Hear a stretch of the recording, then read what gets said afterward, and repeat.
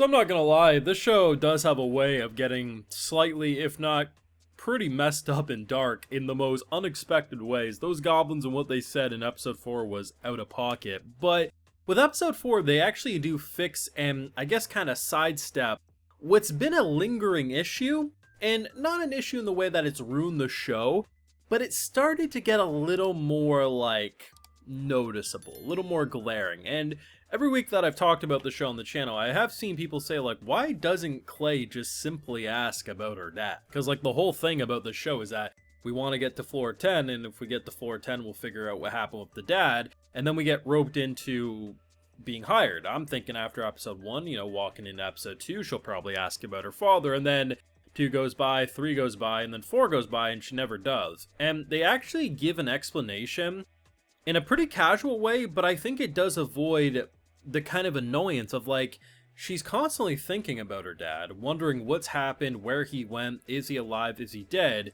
and you're working with a girl who seemingly worships the ground you walk on. Hell, in episode 4, she was willing to remove the limiter that would only get removed naturally if you cleared floor 10 or something. And then we get the answer. She ain't gonna take shortcuts. So, the dynamic with her and her father was very competitive, and I guess on one hand that can make for the most infuriating teacher, but on the other hand probably the most talented teacher, because it really did push her to become great. And it seems like she's the type of person that wants to discover these answers because of her own skill.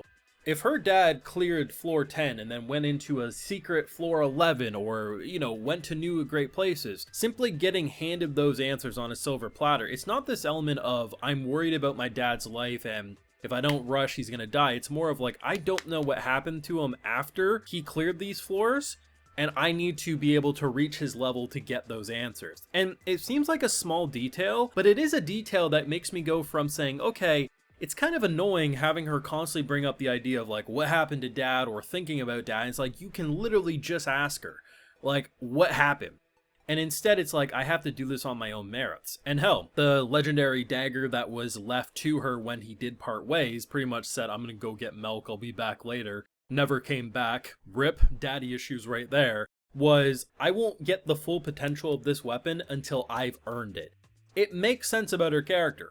I wouldn't go about it like this, but it makes sense for her character and what we understand, and I definitely think it avoids, if not fixes, a mistake that I have seen a decent amount of people bring up, like, what the hell, like, why doesn't she just ask? And now we have our answer, and I think it actually does a really good job at kind of covering up what might have been considered a plot hole or an annoyance about the show, and now we can really just go into the next batch of episodes and, you know, kind of have a better understanding of Clay's character. Now, I do have full live reactions to all these episodes of Dungeon People over on my Patreon. If you want to see my full and good thought to any of these episodes, it's going to be over there exclusively. So I missed out last week, was very, very sick, but I watched episode 3 today, followed by the latest episode, episode 4. I want to talk about episode 4 first. There actually was some good stuff in 3 that I do want to touch upon, but the out-of-pocketness of this show, like, it's not a dark show, but sometimes it does get messed up, if not a little, excuse me?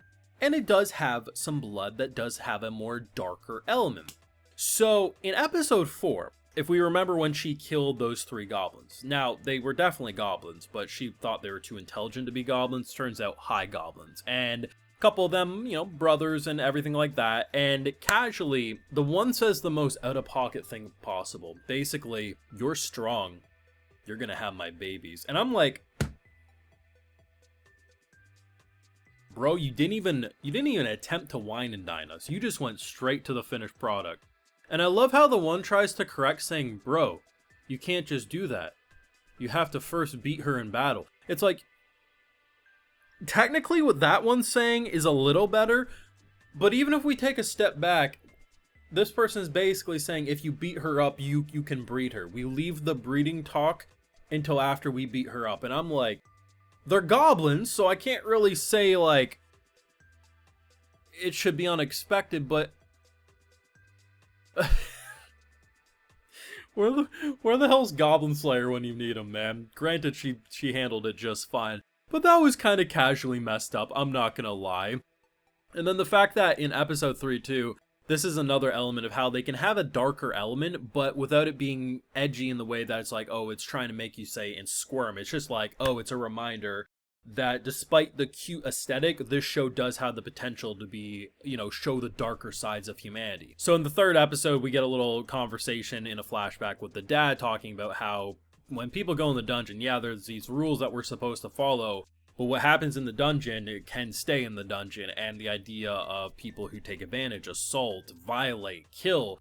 And we see that there's these three that tried to do that to Clay. Clay's basically Spider-Manning, and we see her behead them, kill them, and not that anything of value is lost. But the fact that they're not afraid to bring up the scummier sides while having such a fun vibe to this show, it does have a nice contrast to it that does help it pop out. And that's something I really enjoy about, the past couple of episodes, is how at face value, episode 3 is kind of like here's like how we actually monitor the dungeon a bit more. You can actually, if you want to put your soul into other bodies, so in this case a skeleton, you can do that. Episode 4, it's kind of like going a little shopping spree, basically. The little Roccos carrying them. The Roccos are adorable, man. They all just were falling on their butts and cuddling up with each other. Adorable. But then you can also have the just casual breeding moment and the way of understanding Clay's character a bit better. I actually do like the dynamic between Belle and Clay a lot. I think it's very cute. I got the impression it was going to be cute over the first couple of episodes, but it's really apparent now with 3 and 4 that they are just adorable together. They both get so embarrassed. I like the little dynamics, like how Belle's very much she doesn't know how to throw things away. The whole idea that they're trying to clean up her room and then it just got moved to a different room is just hilarious. But they're doing good with world building. They're doing good with understanding the dungeon a lot, and it just kind of feels like the more I see of it, the more I'd love to have a vacation here. You don't have to actually worry about death. You can basically play the ultimate VR video game, and it's just absolutely fantastic. It's a shame though, because this show is definitely undervalued, underappreciated. It's a busy anime season, so on one hand that does affect it, but it's just also I feel like often sometimes people take a quick glance at a show like this and think there's nothing of value there. It's just some generic little slice of life, but there's actually, you got the stuff with the dad, you have the building relationship between Clay and Belle, you have the kind of slice of life dynamic and dungeon manager kind of vibe of the show, while also just having some really interesting fresh takes on dungeon stuff. When have we ever seen a frickin' slime be used as a fax machine? One slime here, you feed it, it comes out the other.